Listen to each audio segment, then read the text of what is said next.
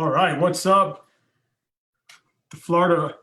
What's up? Here we are again. Sorry, kind of got sidetracked there. We're here with Coach Myers. You can follow him at Coach Myers Gut Check. You can also follow him at Old School Gym. Look for the one with that little squiggly Old English letters on it. But he's here with us today, man. He's the head strength and conditioning coach. I was like, man, S&G, I'm about to add something new to my resume there. Yeah, he's a new S&G, but a head strength and conditioning coach for the Ohio RTC and the Ohio State University. He's been part of 3 Big Ten championships, a national championship, and man, we can just go down all the 4-time All-Americans he's had in history: Rowlands, Palmer, Nato, Schreiber, Steiber, Jordan, Snyder, Martin, and there's more. But he's here with us today. And what's up, man? What's up, man? Hey, I appreciate you having me on. It's really cool for me to look at this and see, you all the way down there in Florida, and I see the Old School Gym sign right behind you. This is probably like the coolest thing I've ever seen. So I'm actually at the Old School Gym today, but I'm up here in my office. I got my old school chalkboard behind me where I jot notes when I give lectures and stuff like that. But yeah, it's been a kind of a typical day here at the gym. Got in here early, had some of my Ohio State guys early in the morning, had my high school guys all throughout the day. Miles Martin and Colin Moore came out this afternoon. We got their workouts in, kind of gave them their conditioning they had to hit and stuff like that. And now just get to chop it up with you a little bit before I go home today. So it's been a good day. Yeah, man, that's awesome. And man, now you got an idea for when you get back onto your radio show, what you need to throw up on the green screen. Honestly, I might have to. I don't think I could have thought of a better background than that. It's really cool. I can share it with you through Canva or message it to you so you can just add it. I'll take my Word Wrestling Live off the corner because I mean you're welcome to keep it there, but for your show it's gonna be a different logo. Right. But hey, so has your gym been able to stay open through this whole summer, or did you have to be? Were you shut down as well for a while? Yeah, so we were shut down from like early to mid-March until the last week of May. So I think the last week of May, we were given the green light to reopen, and we spent a week, deep cleaning everything and getting all of our, kind of all of our ducks in a row. And I think we reopened, June 1st, June 2nd, something like that. So we were closed almost 3 months. Now, correct me if I'm wrong, and I don't know if it just depends on the area that you live in, but a lot of people that I've talked to, that whether it's a high school gym or a college gym or something, they now have been regulated where a certain amount of people at a time for a certain time period we're going in. Is that the same kind of changes you're seeing? Yeah, so because we're a smaller gym, we never have to worry about reaching the upper limit of how many people it is. I think it's 100 people in a building at one time here in Ohio. So we never have to worry about that because we only have, about 250 or 300 members total. So there's never more than maybe, in a busy time, maybe 30, 40 people here. But I know for like what they would consider group training or group classes, you couldn't have more than 10 people. So I kind of ran into an issue with my high school strength training groups. In the past, I'd had, 13, 14, 15 kids in a group. And this summer I just had to shrink them down to 10. So I just had to kind of add a few more time slots. But, other than that, I mean, we've been managing it fairly well here. I mean, we just get a deep cleaning done by a professional company once a week. In between, we got these, there's even one on my desk, got these spray bottles everywhere, just trying to coach these young kids how to clean up after themselves, which are life skills that they should know anyways. They need to know how to, put stuff back and clean up after themselves. And, they actually mandated, masks here in Ohio. So we're wearing masks in the gym. Everyone's kind of used to it now. It's no big deal. And, that's just kind of what it is. I mean, there's not, obviously things that look a little bit different, but we're still training as hard as ever here. My high school kids are all like setting PRs every week. And when we need to do some really hard conditioning work, we grab the Airdynes, we pull them outside so we can take the masks off and stuff like that. And we've been getting after it. We've had a really good summer here. Man, that's good. And it's, it's good to talk to some people around the country that say, where the cases aren't growing at a level that they're growing down here, and where you're able to get back out and start doing things. We're starting to see, I think we're starting to get a downtick here. So I'm hoping here in the next week or two, everybody, I don't know if is anybody ever going to feel 100% comfortable again? That's a good question, because I remember at first I would speak in terms of when, I'd say, well, when we're back to normal. Then you start thinking like, is it if we're ever back to normal, I think certain things are going to have to, let's say in theory, next year they come out with a vaccine and, the vaccine kind of wipes it out and maybe it's very manageable at that point.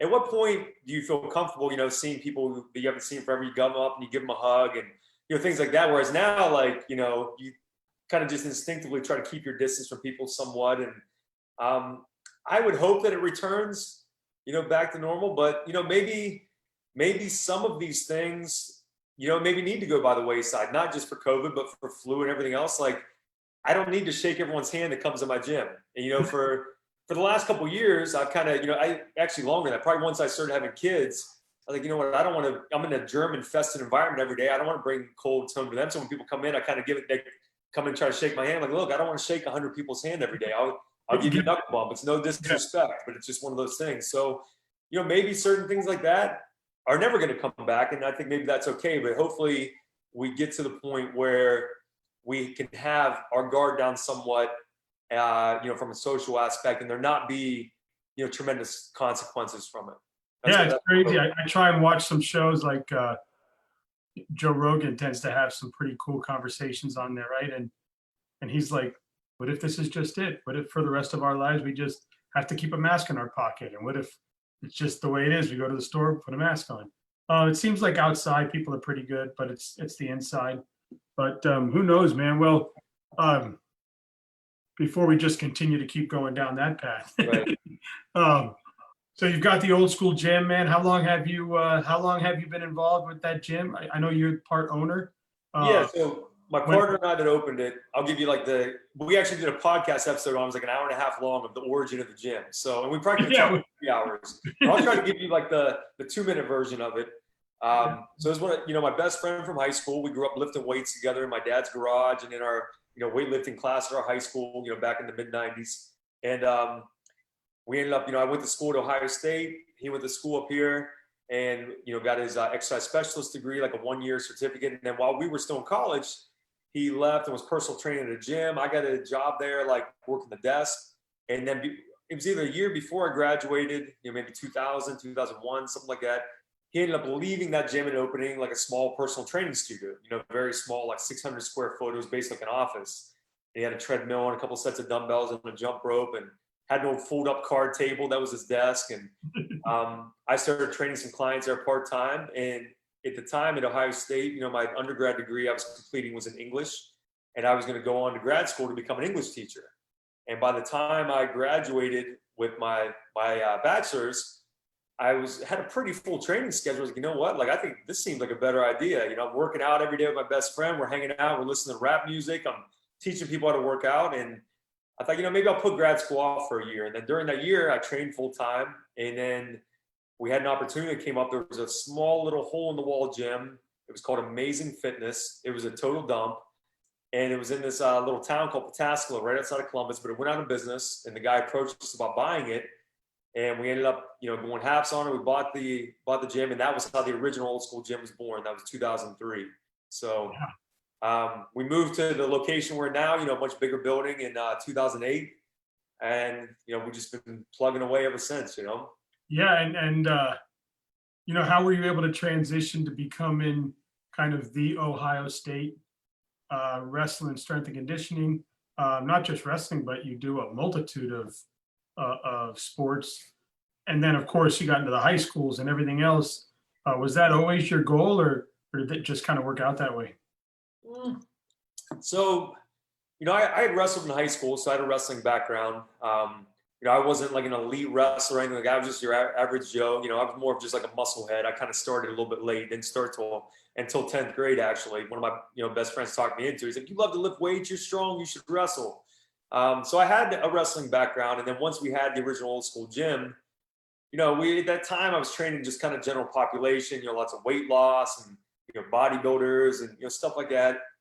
And I wanted to, try to break into the local high schools and training athletes. I was like, and I had some football players and, track athletes and volleyball and stuff like that. But I started training some wrestlers. I was like, man, like I feel like I have a better concept of how these athletes need to be trained, because that was the only sport I ever played, you know? So I started training just kind of local high school guys. And then, you know, fast forward to 2010, this was right around the time when, you know, social media was, you know, kind of in its infancy. I think Facebook was around the time or whatever. So we're trying to figure out how to create content and, you know, show people all the cool stuff we're here doing at the gym that like no one knows about, you know, because we didn't have money for advertising or anything like that. And I happened to meet, you know, Tommy Rowlands through a mutual business connect. And I don't know if you're familiar with Tommy, but he was a legendary Ohio State wrestler. He's a couple years younger than me, but we were close enough in age. I think when I was in high school as a senior, you know, I wrestled the same district tournament as him when he was a, you know, freshman or sophomore. So I knew who he was, very familiar with him. I was a huge fan of his. And we met, and at that time, he was 2 years post retiring from international competition. He had made the Olympic trial finals in 2008, lost to Steve Mocco, you know, like in triple overtime or whatever. They used to do freestyle a little bit different back then. There was like ball grabs, essentially like a coin flip. He lost 3 of the coin flips in a row and was the Olympic trials alternate. And so he didn't make the team. He retired, went out in the business world. And when I met him in 2010, he was like talking, and, you know, he was out at the gym. He's like, man, you know, I'd like to make a comeback, but I've been on the couch for 2 years. I haven't done anything. And he, you know, he kind of explained to me how he was one of those guys. He loved wrestling. He loved training. But when it came to the weightlifting and the conditioning side of it, he just did what his coaches told him. He didn't know anything about it. He never really had that love for weightlifting. He worked really hard at it, but he just, because he wanted to be good at wrestling. He said, you know, I know if I'm going to make a comeback, that has to be, you know, now at age 30 or whatever I am, this has to be a bigger part of my game, and I don't really know what to do. And I said, it was just one of those moments where I was like, this is my opportunity, you know? I got you. You know, I've never even been in the room with a caliber of an athlete like this, let alone have an opportunity to train him. I just say, hey, man, let me help you. He's like, really? He's like, you'd help me? I said, yeah, man, I'll help you. And he's like, oh, well, what would it cost? No, I don't want to charge you anything. I was like, just, you come here, you tell me when you can come train with me. I'm going to get you in shape. We're going to make a comeback. So from 2010 to 2012, Tommy, who lived in Hilliard, which is I'm on the far east side of Columbus, outside the city. He lives on the far west side. It's a good 45, 50-minute drive. He started driving out to old school 3 days a week. And I would train, you know, with him. You know, at first, you know, we're just kind of getting his threshold back up and, you know, kind of getting him used to weightlifting and stuff. And at that time, I'm not going to lie, like, I really had no idea how to train an elite athlete. I was just kind of throwing shit at the wall and seeing what would stick. But I think, you know, my enthusiasm and just, I think he loved the grit of the facility. You know, he loved, like, it kind of took him back to like a different time in his life where it's like he's the underdog again. And so we made a comeback, and he ended up dropping down to 97 kilos, you know, 213, you know, for the first time, and rather than being a heavyweight. And he, you know, had a good comeback. He made it to the finals of the Olympic trials again, lost a tight one to Jake Varner, who went on to win the Olympic gold medal in London that year. So he was that close. And, you know, it was heartbreaking. It's still heartbreaking for me to think about that, you know, getting that, for him, you know, for that to be his dream, to be an Olympian, and to lose to the Olympic gold medalist, you know, in the trials. But the point was, we had a successful comeback, and, you know, me and Tommy, you know, formed a good friendship. I earned a lot of respect from him. And I remember, you know, after the Olympics died down and all that, you know, he reached out to me that September, and he said, hey, man, you know, I couldn't, you know, obviously, you know, I didn't, you know, fulfill my goal, but I don't feel like I could have been more physically ready than I was. I appreciate everything you did for me. And, you know, we have some other guys down here at the regional training center that could use your help. We don't actually have a strength coach. They don't work with Ohio State strength coaches. You know, we got Reece Humphrey, we got Angel Escobedo, Keith Gavin, JD Bergman, these guys, like, they could use some directions. Like, would you be interested in, you know, volunteering and helping them? And so again, it was another one of those things where I'm like, you know, my foot's in the door. Oh my God, my alma mater, Ohio State. I've never even set foot in the wrestling room, you know? And, you know, so that's, I went down, I met Coach Ryan and Coach Roselli, you know, who's the coach at Oklahoma now, but he was the head RTC coach at the time. And I went to them there, and they were kind of like, yeah, if you want to, you know, show up and, you know, do some push-ups with these guys, and yeah, go ahead. Totally nonchalant, right? Like, yeah. So I started, you know, again, now I'm driving down there 3 days a week. And Ohio State's about 45 minutes from my house, but I'd block off, you know, Monday, Wednesday, Friday, I'd block off the mornings, go down there, and started working with them. You know, really, I think the catalyst for me really getting involved was, you know, me and Reece Humphrey really clicked very well. And right off the bat, I was like, you know what? I'm coming into, you know, me and Tommy already knew each other, but these guys, they don't know me. They're all younger than me.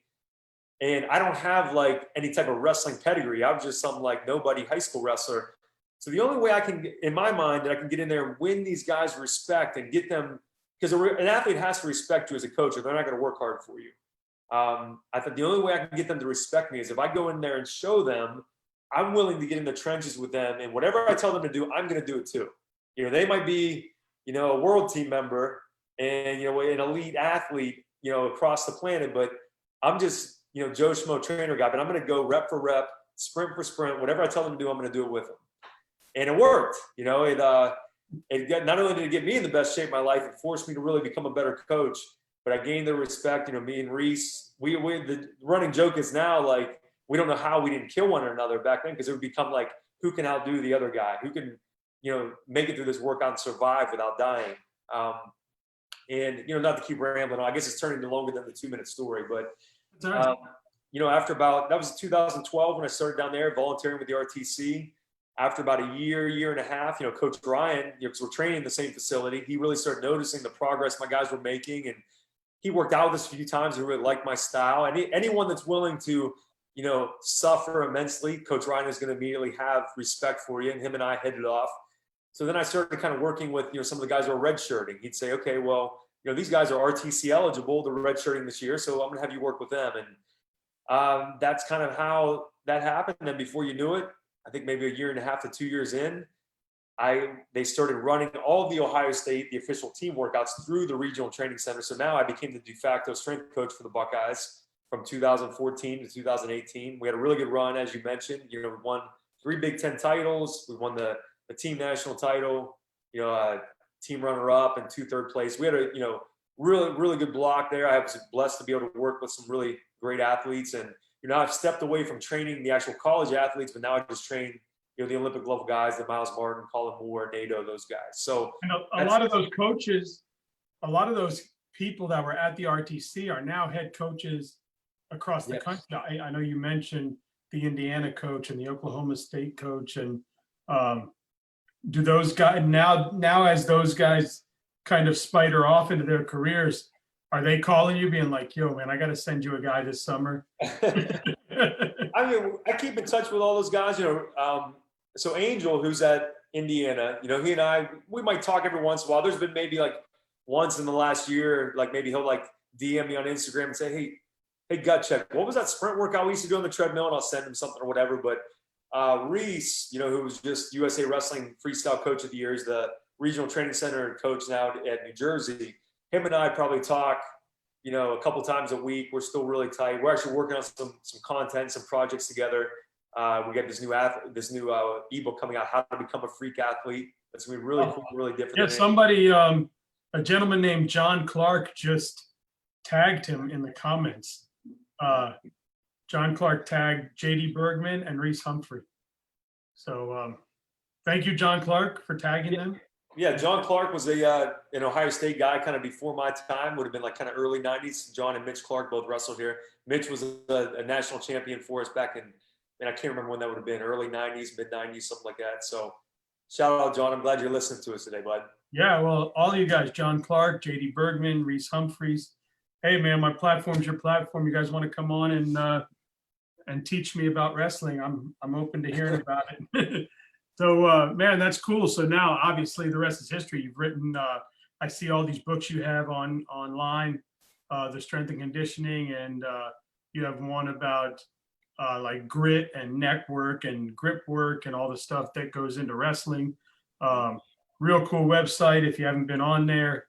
Pretty easy to navigate. Plus, he's got some great blogs on there that are free. You can go on there. Really cool blogs. Teaching you nutrition, core, and we'll get into some of that stuff.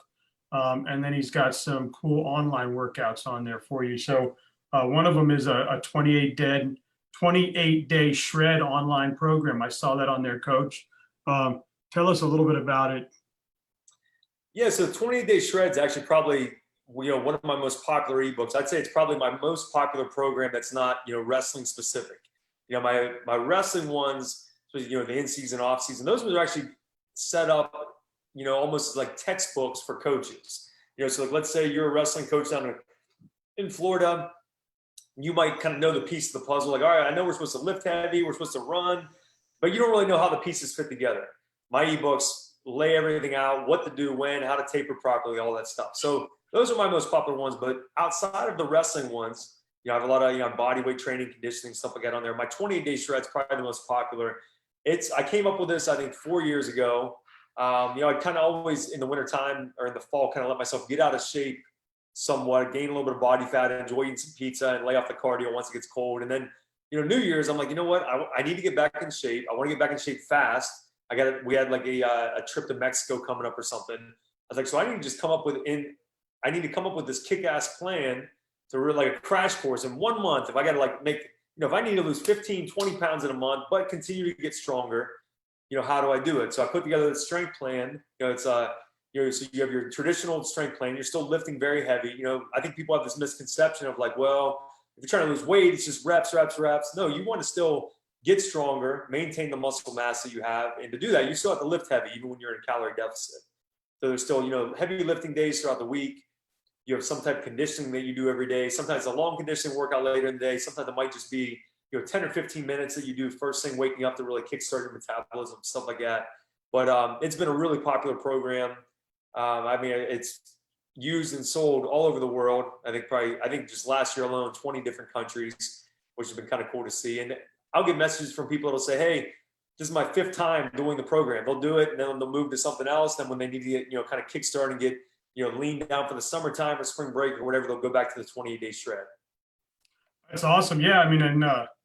It looks really cool on there. We saw that. And then as you move kind of down the page, you had, there was stuff about kind of nutrition and things. And I think one of the big things in the community of wrestling is the whole weight cut / nutrition. I think you'll hear a lot of coaches say, hey, weight cut is okay, but you still need to eat properly. Don't just starve yourself. Right. What's your opinion there? How do you make sure that your athletes are weight cutting properly?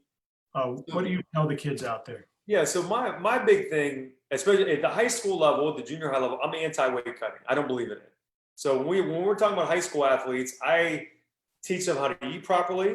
I want to get them in great shape, get their body fat naturally low, to 10%. And I tell them, hey, whatever, if you're walking around, at a weight where if you can do one practice and then make your weight, not putting on trash bags, not restricting your food whatsoever, not restricting your water weight, then that's okay. If you want to wrestle 138 and you're walking around 140, 141, once you're in shape as a high school kid, then I think that's fine. Anything more than that, I don't believe in it, because I think at this stage in the game, they need to eat, they need to lift weights, get stronger, and get better at wrestling. And I think, especially at the high school level, their bodies are not developed yet.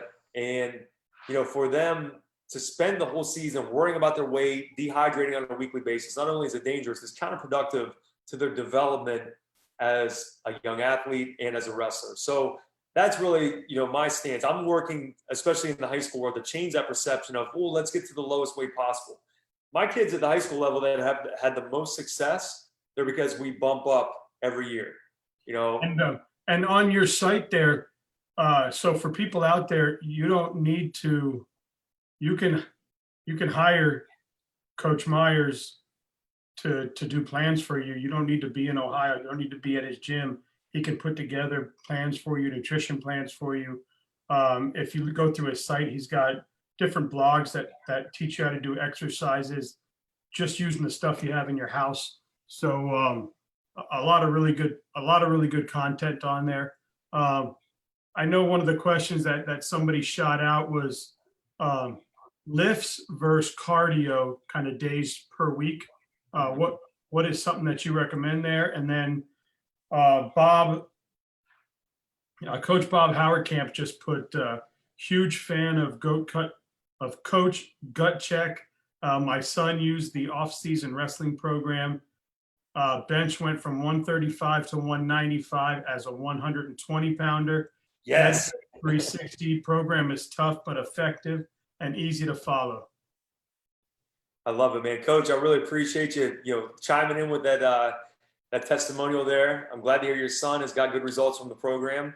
I try to make sure that when I'm giving you, in my programs, you're not just getting like, hey, here's your workouts. I try to explain everything thoroughly, There's full exercise library, so there's no guessing as far as like, well, what is this exercise? What does he mean by that?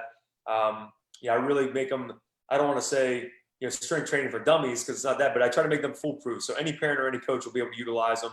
And there's a perfect example from Coach Bob right there. So I really appreciate that. Then back to your original question about days lifting versus day conditioning. Now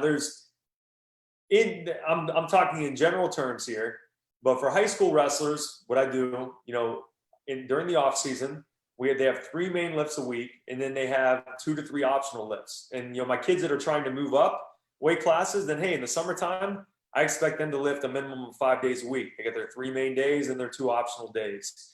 Once they get into the season, into the preseason, early preseason, we'll go 3 main days, and then once they get to where they're competing, we chop it down to 2 days per week. We have one day that's very heavy. We typically do that on like a Sunday, on a day where they don't have any practice, any competing or anything like that. I want their body to feel fresh so that they're able, their central nervous system is rested and they can still pull heavy weight off the floor and maintain that absolute strength that we want to maintain throughout the season. And then we'll have a second lift during the week where we might do some strength stuff at the beginning and then more of almost a conditioning style lift, medicine balls and functional movement and stuff like that. So just in general, that's kind of what I do. Now, obviously, if you've got a heavyweight that is maybe a little undersized, then hey, during the season, he still might need to lift 3 or 4 days a week. So it really, depends on the individual.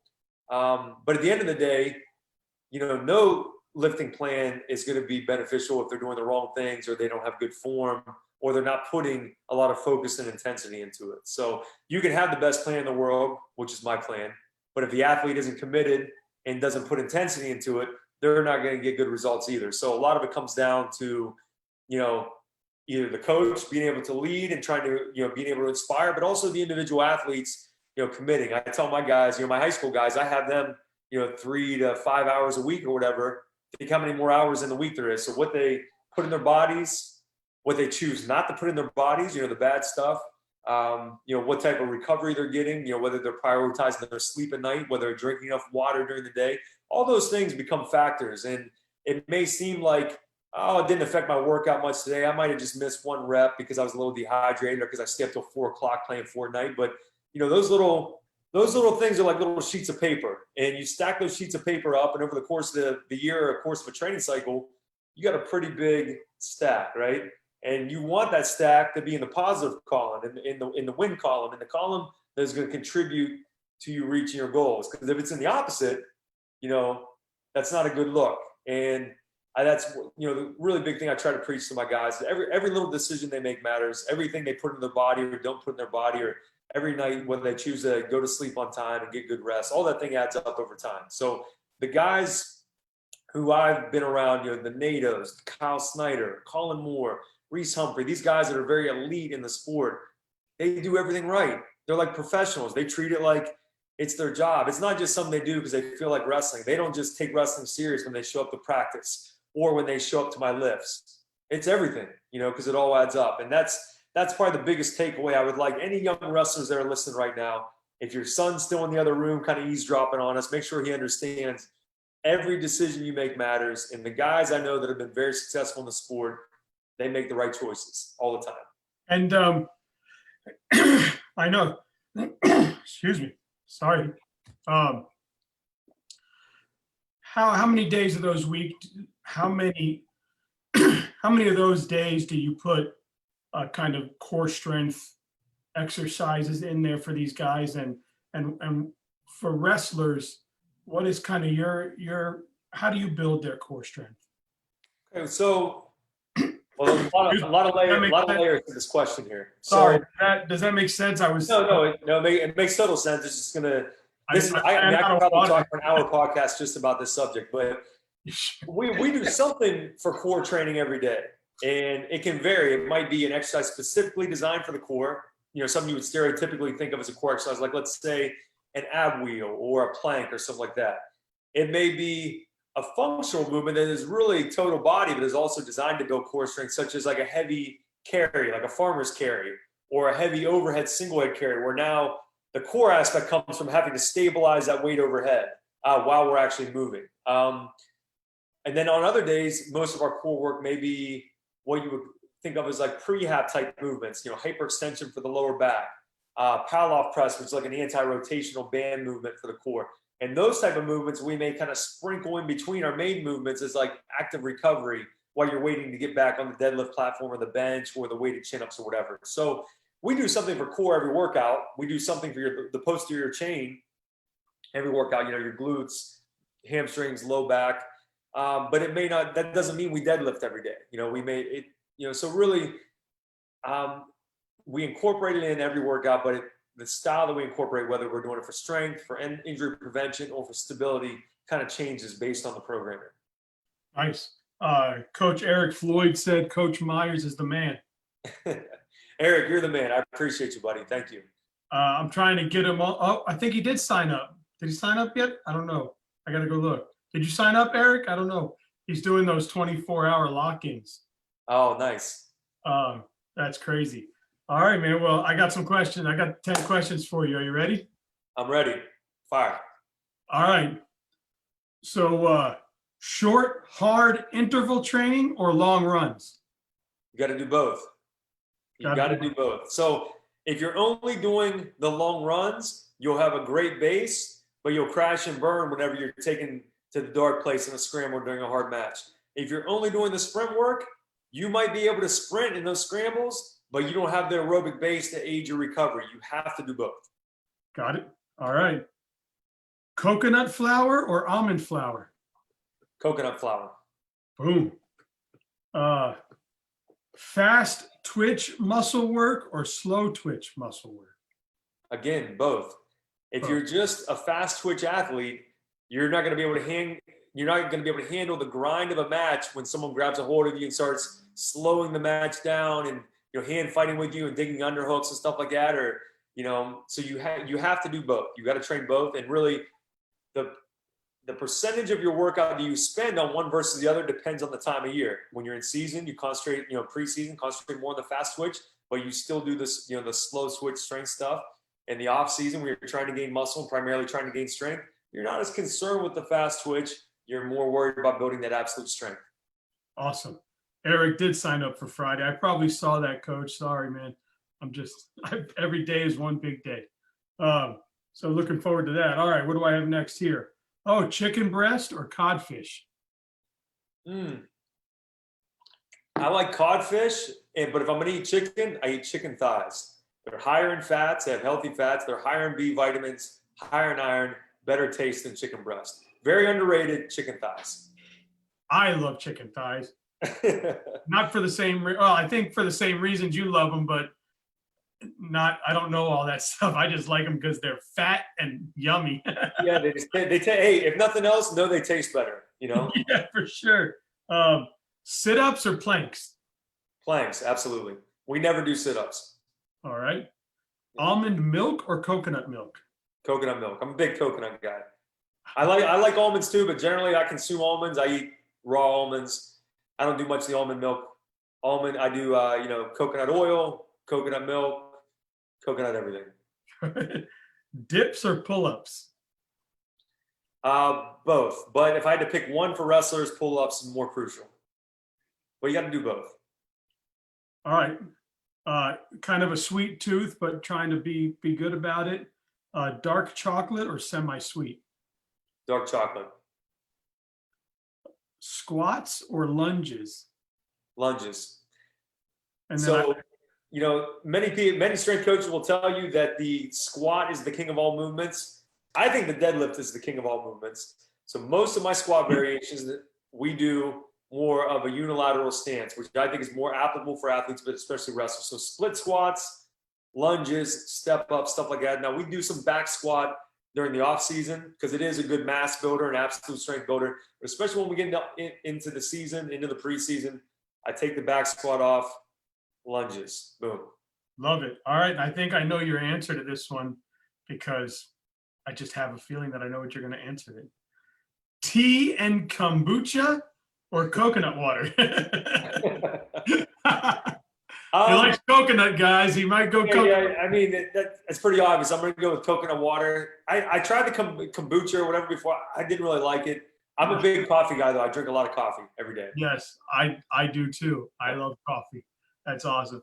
Hey, man, Thanks so much, man. It was an absolute honor to get to meet somebody like yourself, just an icon in this sport and in strength and conditioning, and just a legend, man. And to come on my show, I'm humbled by it. So, Well, I think maybe, you know, a legend, an icon, that might be a little bit of a stretch. You know, I mean, I always say I'm just your normal 41-year-old dad that loves to lift weights, and I got a little edge to me that guys like, and that's really it, man. I just try to help people and, you know, try to lead by example. So I appreciate that you made me sound big time though. There, I appreciate it.